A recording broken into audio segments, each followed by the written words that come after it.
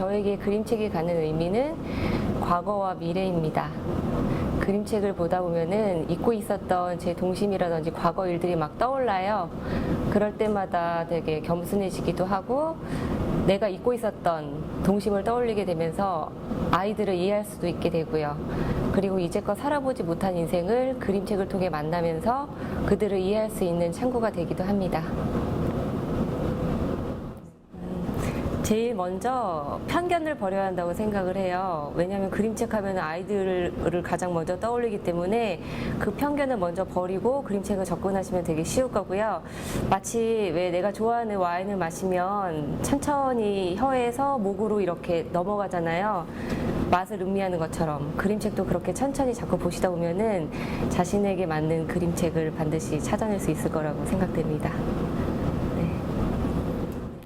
제가 되게 좋아하는 작가 중에 모리스 샌닥이라고 하는 분이 계세요. 작년에 타계하신 분이신데 그분이 자주 하시던 말씀 중에 하나가 나는 어린아이들을 위해서 그림책을 만들지 않았다라고 말씀을 하셨어요. 그 말이 뭐냐면은 즉 독자의 구분을 짓지 않고 되게 창의력을 마음껏 발산하면서 그렸다는 말씀이신 것 같아요.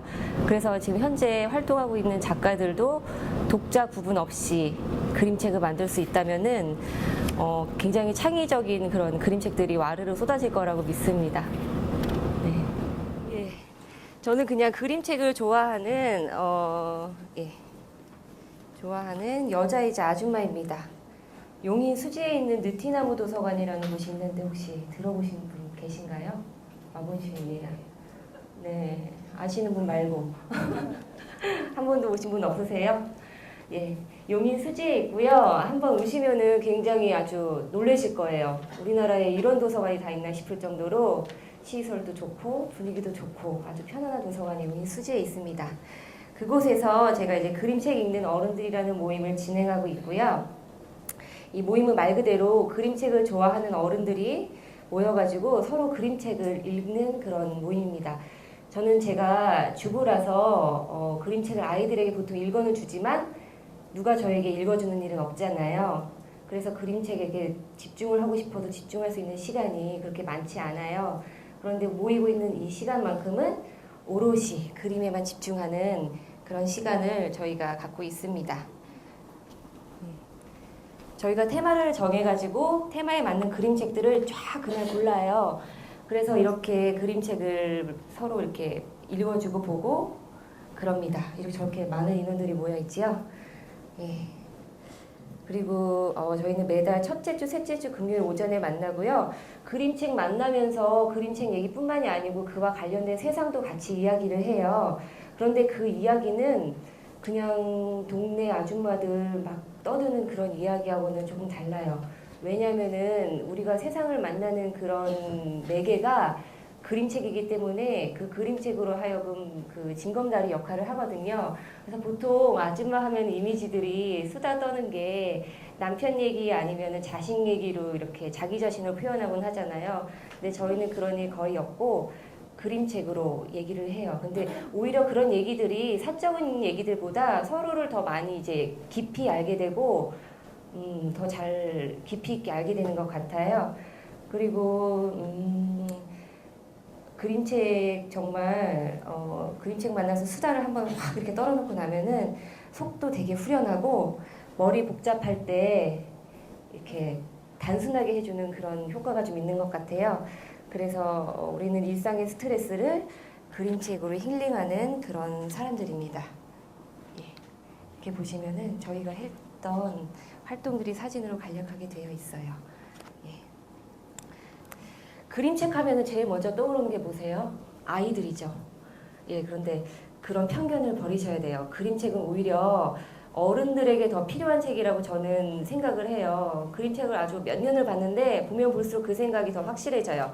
왜냐면은 저희는 인생을 거의 한 20, 30년 이상 다 살아본 어른 아닌가요? 그러면은 느낄 수 있죠. 저희 내부에 한 가지만 있는 게 아니라는 게 다양하고 복잡한 것들이 이렇게 설켜 있잖아요. 그 내부가 제가 생각할 때는 그림책과 되게 많이 닮아 있는 것 같아요. 그림책에는 뭐가 있나요? 그림이 있고 글이 이렇게 있지요. 근데 이렇게 자칫 보면은 되게 단순해 보여가지고 시시해 보일 수가 있어요. 그런데 절대 시시하지 않고 그림책 저희가 바깥에다 전시를 해놨는데 나가시면서 그걸 보시게 되면은 보는 마다 다 느낌이 다르고 생각이 달라요. 그래서 찬찬히 살펴보다 보면은 생각할 거리들이 굉장히 많고요. 그 어떤 문학 작품보다 못지않게 이렇게 심오한 구석도 있고요. 그 되게 큰 매력인데 소설이나 인문학 책 즐겨 보시잖아요. 근데 즐겨 보신 다음에 누구랑 같이 가볍게 이야기하기 좋은가요? 좀 많이 부담스럽죠. 저는 소설이나 인문학 책 너무 머리 지끈거려요. 생각만 해도 누구랑 가볍게 얘기한다는 거는 좀 상상할 수가 없거든요. 근데 그림책은 그렇지 않기 때문에 이야기하기도 좋고요. 예.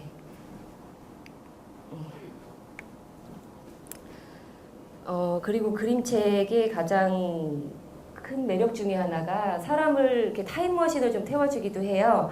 읽다 보면은 아이들 이야기가 되게 많은데 제가 잊고 있었던 그런 추억이라든지 그런 사건들이 막 떠오를 때가 있어요. 예를 들어서 제가 어떤 아이들 나오는 그림책을 봤는데 초등학교 때 제가 좋아했던 남자가 있었어요.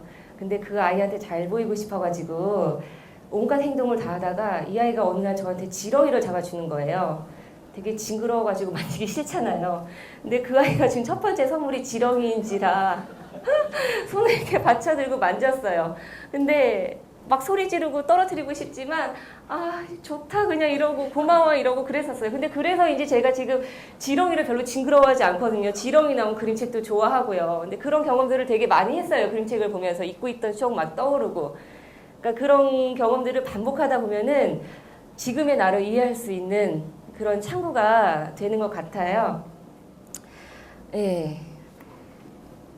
여러분들도 반드시 그런 경험을 많이 해보셨으면 좋겠어요. 예. 그리고 저희 모임의 회원 중에 어떤 한 분은 미술 심리 치료를 배우신 분이 계세요. 근데 미술 심리 관련된 공부를 하신 분은 아시겠지만 자기 자신을 이렇게 들여다보게 되잖아요. 그러면서 되게 이렇게 힘들고 어려운 감정 많이 느꼈다고 해요. 왜냐하면 어렸을 때 우울했던 감정이 떠올라서. 그러던 중에 우연히 저쪽에 보이는 미스 럼피우스라는 그림책을 만나게 되셨다고 해요. 저 그림책을 보셨는데 여기 화면에서 보기에도 마찬가지지만 그림 자체가 되게 색채가 평온하고 되게 아름다워요. 내용도 뭐냐면은 저 미스 럼피우스라는 저 주인공이 세상을 아름답게 하기 위해서 젊어서부터 죽을 때까지 아니고 늙어 누워있을 때까지 그 일을 끊임없이 묵묵히 해내는 그런 내용이에요. 그런 내용이 드라마처럼 이렇게 잔잔히 쭉 전개가 되거든요. 그 그림책을 보면서 아 바로 이거다라고 무릎을 치셨다고 하더라고요. 내 인생관과 미스 럼피우스의 인생관이 굉장히 겹쳐있고 닮아 있구나 하고 느끼면서 우울감을 쉽게 떨쳐버릴 수 있었다고 해요. 지금도 힘들고 어려운 일이 있을 때마다 저 미스 럼피우스를 보면서 힘을 얻고 한다고 그러시더라고요. 그래서 그림책 자체가 스스로를 위로하고 치유하는 효과도 많이 있어요. 실제로도요. 예. 그리고 저희 모임에서 또 어떤 한 분은 중학생 딸이랑 아직까지도 같이 그림책을 보고 계신 분이 계시다고 해요. 엄마는 동화 작가를 꿈꾸고요. 그 중학생 아이는 그림을 그리고 싶어 해요. 그러니까 꿈이 어느 정도 조금 겹치는 부분이 있으니까 두 분이서 같이 그림책을 많이 보시나 봐요. 근데 한 그림책을 같이 보지만 두 분이 느끼는 게 다르고 좋아하는 부분이 서로 다르대요. 근데 서로 다른 부분에 대해서 막 이야기를 하다 보면은 분명히 다른 거를 좋아했음에도 불구하고 나중에는 감정이 이렇게 교집합처럼 이렇게 공통된 부분으로 겹쳐진다고 해요. 그러면서 이게 세대 간의 극복 차이라든지 아니면은 이 엄마가 아이를 육아하는 데 있어서 마음을 좀 더 알아낼 수 있고요. 그래서 그림책 많이 보시는 분들은 보면요. 따로 육아서를 보지 않아도 아이들한테 되게 지혜로워요. 왜냐면은 내 어렸을 때 모습을 볼 수 있으니까요. 그래서 아이들한테 좀 더 편안하게 해줄 수 있는 그런 작용도 있는 것 같습니다. 바깥에 또 역시 전시되어 있는 책 중에 고함쟁이 엄마라고 굉장히 유명한 그림책이 있어요. 그 그림책을 보시면은 엄마가 야! 하고 이렇게 애한테 뭐라고 소리 빽 지를 때 애 마음이 어떨지 그게 확실하게 느껴질 겁니다. 예. 그리고 또 저희 회원 얘기를 자꾸 하게 되는데 저희 그림책 얘기를 많이 하니까 그렇게 돼요. 회원 중에 또 초등학생 아들이랑 같이 나는 티라노사우루스라는 저 그림책을 같이 봤다고 해요. 저 그림책 혹시 보신 분 계세요? 보셨어요? 그냥 처음에는 네. 생각 없이 봤는데 네. 그 캐릭터가 무서운 캐릭터잖아요. 네네. 되게 안에 되게 인간, 약간 그런 뭐라고 해야 되나 인정 이런 것도 있고 그리고 이게 사람에 관련 그런 것도 있는 것 같고 되게 코믹하면서 되게 좀 약간 감성을 건드는 그런 내용이고요. 네. 저는 되게 겉만 보고서는 이렇게 눈물 흘리는 게 아닌데 좀 네. 눈물 흘릴 뻔했어요. 그쵸, 맞지요? 그림책인데 되게 가능해요. 눈물을 흘릴 수가 있어요. 다 큰 어른이요.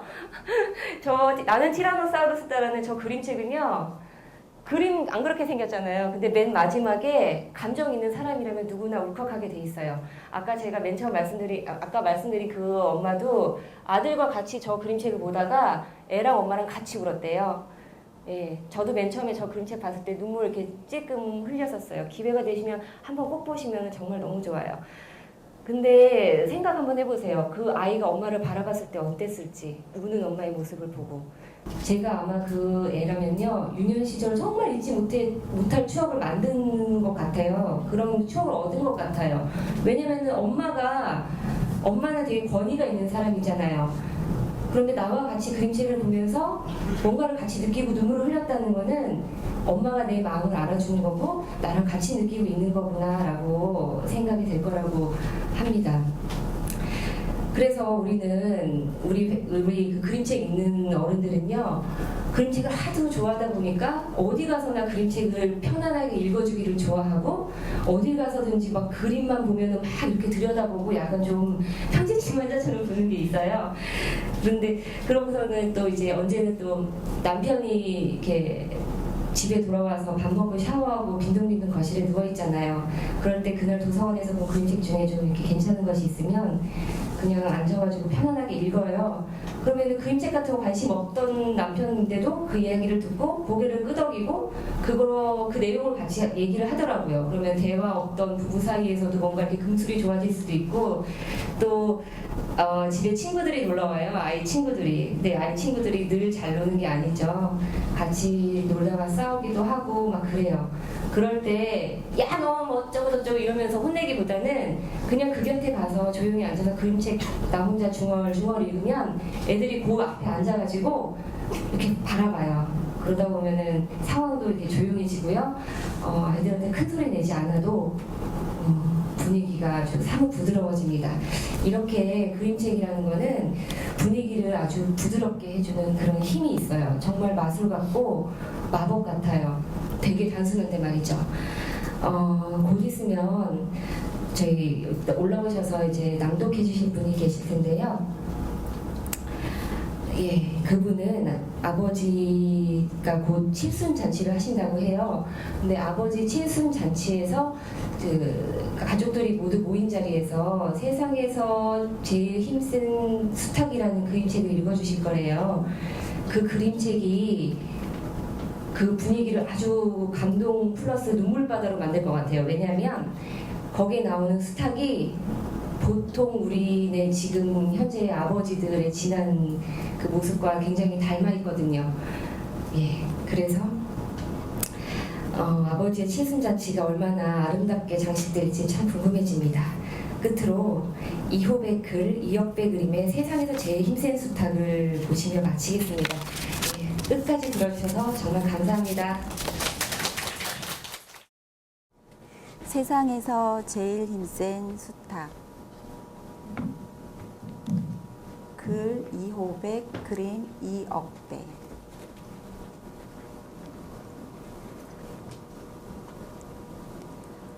어느 화창한 봄날 병아리 한 마리가 태어났어.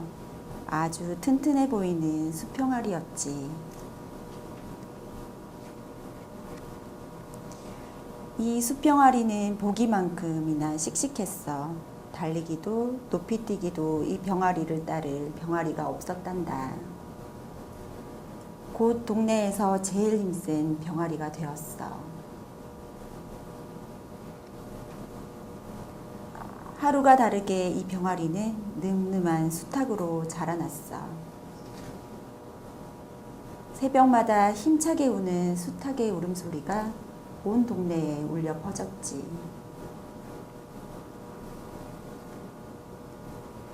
힘자랑 대회에서 이 수탉을 이긴 닭은 하나도 없었단다. 수탉은 이제 이 동네에서 제일 힘센 수탉이 되었어. 아니지. 세상에서 제일 힘센 닭이 된 거야.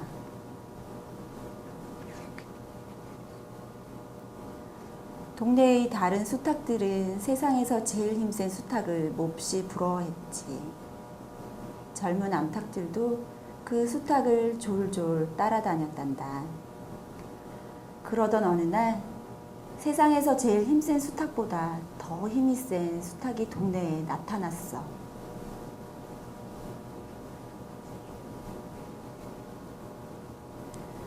그 뒤 이 수탉은 동네에서 제일 술을 잘 마시는 수탉이 되었어. 술에 취하면 자신이 젊었을 때 얼마나 힘이 세고 멋있었는지 큰 소리로 떠들어대곤 했지.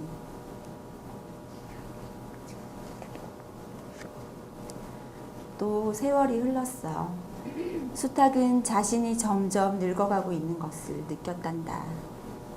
울음소리도 예전처럼 우렁차게 나오지 않았어. 고기를 씹어도 잘 씹히지 않았고 술도 많이 마실 수가 없었지.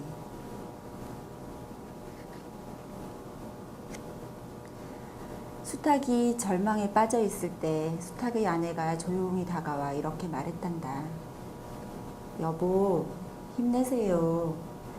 당신은 아직도 세상에서 제일 힘센 수탉이에요. 이리 좀 와보세요. 보세요. 당신 손자, 손녀들이 얼마나 씩씩하고 건강하게 자라는지.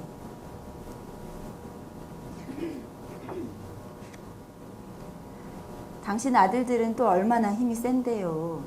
물론 당신 한창 때보다야 못하지만요.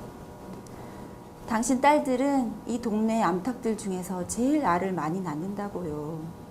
물론 나보다야 못하지만요. 당신은 옛날이나 지금이나 세상에서 제일 힘세고 행복한 수탉이에요.